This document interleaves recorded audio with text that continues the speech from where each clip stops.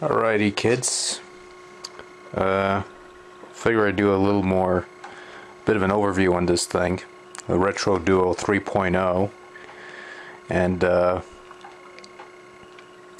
it's supposed to be an upgrade of the Retro Duo 2.0. Well, they changed the logo in comparison to the other one. Here's an image of it. I don't have one on hand anymore, the 2.0. I sort of given it to a friend. I sort of wish I gave them this one instead of the 2.0 because, but anyways. So this is the Retro Duo 2.0. For those who don't know, it is a 2-in-1 clone system that plays Nintendo and Super Nintendo video games. Apparently there is an adapter where you can actually plug into this and play Sega Genesis games. Though quite honestly, I wouldn't know why you would want to buy such an adapter, or even buy this for that matter, when you could just get your hands on the Retron 3. But I digress. Anyways, that's the console. You got your two Super Nintendo slots. You got your Super Nintendo cartridge slot there with no tabs, with the circuitry nice and exposed. Absolutely brilliant. And the NES side's also brilliantly exposed. Now, because it's all exposed, there's no tabs, which means you can play Super Famicom games or certain European Super Nintendo cartridges that would normally cannot be played without an adapter, or at least without taking out the tabs and all that jazz. Anyways, you'll notice on the side here, there's also an S-video output, which applies only to the Super Nintendo side. And I'm going to pull out the controller. So here's the Retro Duo 3.0 controller, which obviously resembles that of a Super Nintendo stock controller, except it's red, black, and grayish instead of, well, you know, the usual Super Nintendo colors, or Super Famicom colors if you prefer, with the colored buttons. Definitely a step up from the 2.0, which had really glossy looking controllers. This one's more of a rubbery, a standard plastic matte type design. Feels much more comfortable, and yeah. So you know, it's, you know, if there's any step up from the 2.0, it's the controllers. Now, I sort of gave you some sample gameplay in my NES clone comparison, in which the NES side was darker on the 3.0 than it is on the 2.0. Maybe I've been unfair. Let's look at it on its own merits, such as it is. Now, the big selling point with the Retro Duo was its slightly increased compatibility over other clone consoles. In other words, for those of you that actually care about that sort of thing, it was one of the few clone consoles that could actually play Castlevania 3 Dracula's Curse and actually play the game instead of sort of either freezing or playing through the title screen and then freezing upon actual gameplay. So we're going to test that here, and I'm going to be doing this on camera.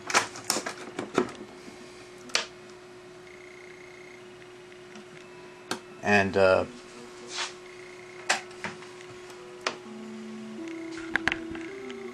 there you go.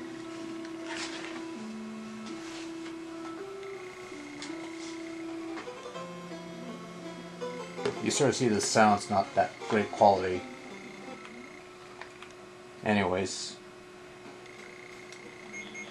it's a bit muffled. The start button's sort of jammed up in there. Yeah, I don't know if you hear it, but the sound isn't all that great in quality. And there you go. Well, the good news is you could still play Castlevania 3 on this 3.0. That's good news. The bad news is it sounds like crap. Now, apparently I've heard it's something to do with the internal wirings and all that. And I suppose if you're good at soldering and all that stuff, and, you know, the internals, fiddling around with that stuff, you could probably fix it. But, I don't know. Isn't the whole point of getting a product is that it should be working properly the first time out without having to fiddle around with it? Maybe. But hey, at least it works. Right?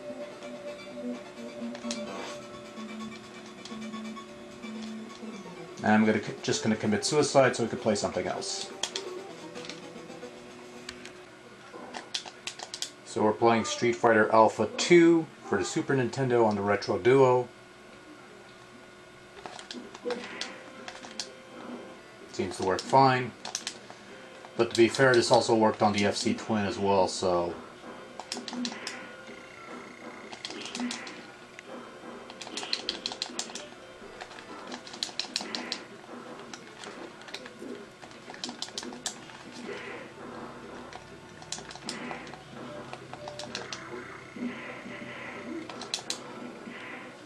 Controls rather well for the most part.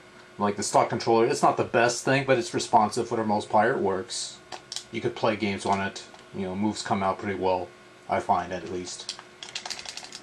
So now that I've wounded your eyes with crooked camera angles and glowing TVs, for lack of a better term, how about we get into some actual gameplay footage and show you what the Retro Duo 3.0 can somewhat do.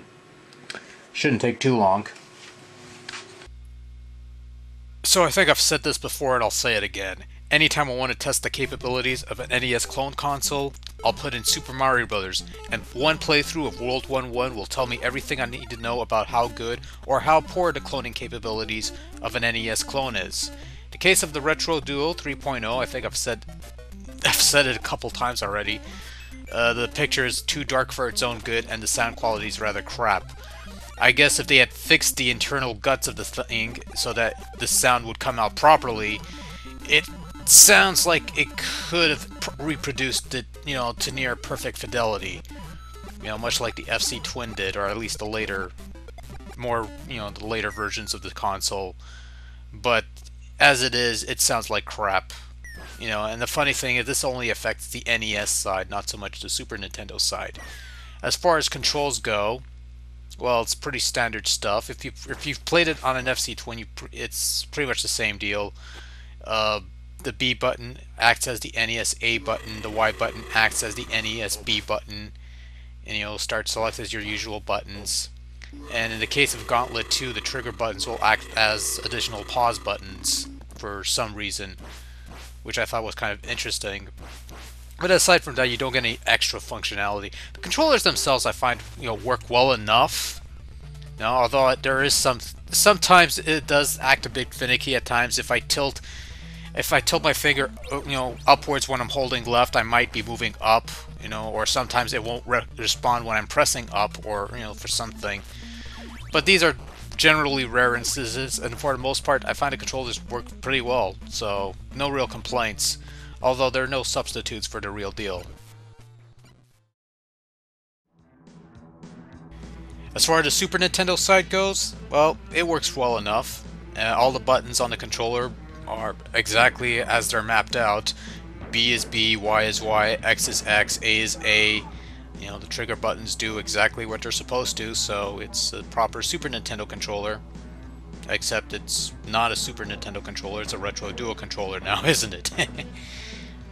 Of course, you could always put in your own original controllers if you preferred. They work just as well. Not much difference there. But the Retro Duo controllers, like I said before, they're better quality than the 2.0, which I felt was glossy. They control better here. Yeah, much like the FC Twin and other Super Nintendo clones, there are some graphical glitches like this one here. Super Turrican 2, the building boss is discolored until you use a bomb, I guess. But there's always these couple glitches and snares that will pop up every so often, with certain games. But for the most part, it looks pretty good as far as I could tell. And if you have S-Video connected, it'll probably look a little better. So looks good. Sounds pretty good actually. Sounds a lot better than the Nintendo side of the Retro Duo. So that's one good thing, so anyways, it's pretty much all I gotta say on that count, so let's close this up. So that was the Retro Duo 3.0. It was just a quick sampler of the gameplay and how the reproduction process works. It's not the most in-depth video that you're going to be getting out of me as far as the Retro Duo goes.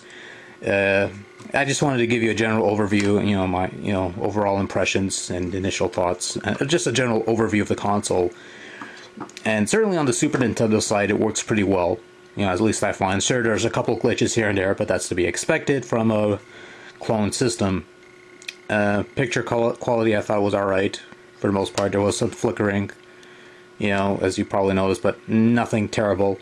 And certainly if you have like an S-Video cable to plug in there, the picture quality no doubt would be an improvement. I wouldn't know. At least on the Super Nintendo side, I know the NES side doesn't support the S-Video, which is I don't know if that would make much of a difference. But considering the NES side, the screen's a bit dark, probably darker than the 2.0, which if you've seen my clone comparison video, you probably already know that. But yeah, the NES sounds kind of scratchy still, rough. Again, it could be soldering issues, wiring issues in the internal guts of it. And certainly if you're experienced with opening this stuff up and soldering and welding and circuitry, that stuff involving wires and stuff, you could probably fix it.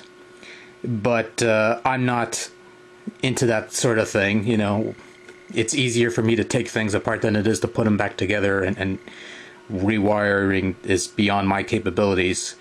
Not to mention, it's a 3.0. You would expect that they'd fix this problem, considering it's been evident in the 2.0, and I'm assuming it was also evident in the original 1.0 if such a thing exists. But no, they didn't fix it. It's still the scratchy NES sound. So as far as NES cloning capabilities, if that issue was fixed, it sounded like it could have been almost compatible with the almost perfect sound reproduction, at least from what little I've heard of it. But yeah, as far as the NES side goes, it's not my favorite. Super Nintendo side seems somewhat competent enough, but it's nothing that I can't get better out of my FC Twin anyway, or at least it's on par with my FC Twin. So if there was any drastic differences, I wouldn't know. So yeah, that's the Retro Duo 3.0. Is it worth it? If you have a 2.0, it's not worth updating unless you really want the controllers, which is the only step up that they made from the 2.0. The 2.0 had these really glossy controllers. I don't have any on hand anymore because I sort of gave it away, but they had these really glossy controllers that felt like almost as glossy as similar gloss to the console, and it felt like crap. This one plays a little better, holds a little better, handles a little better, clicks a little better. Not as great as an official Super Nintendo controller, but it's workable, it's playable. It doesn't feel stiff or anything like that, and stuff. So yeah, that's the Retro Duo. It's not one of my favorite clones. Despite the increased compatibility, you could play Castlevania 3, but you know what? You could play it also on the FC Mobile 2, which is a portable system. Allegedly. We'll get to that one sometime too, but as far as the Retro Duo 3.0, I guess if you don't mind the scratchy sound on the NES side, it's alright. But personally, it's not my favorite clone system. I think I'm just going to stick with my FC Twins. And on a rare rainy day when I feel like it, I'll pull out my original consoles, which work for the most part. I need any excuse to play ActRaiser on my SNES Mini, so whatever. So that's the Retro Duo. It's alright for what it is, but not anything amazing or groundbreaking. So that's it. I'm going to put this back in the box. Good night.